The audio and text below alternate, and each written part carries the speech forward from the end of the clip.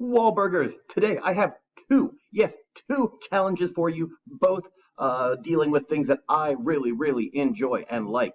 Uh, Item number one. This is going to be due Thursday by noon. Uh, this best topic? Me. Uh, for Thursday, I would like you to create an image of me as an animal. Best image of me as an animal wins. For Friday, this is going to be a little bit more involved. Another favorite topic of mine, obviously, is history. So I would like you to pick a historical event that happened and somehow recreate it. Best recreation of a historical event wins. Obviously, that one's going to be a little bit more involved, so I'm giving you a little bit more time. Excellent non-handshake handshakes that I was seeing. I will get scores up for a lot of these tasks that I haven't been grading yet up soon.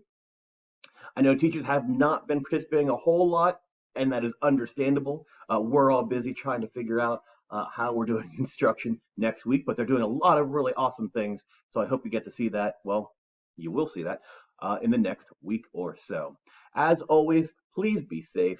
Please be washing your hands, and I will hopefully see you when I see you.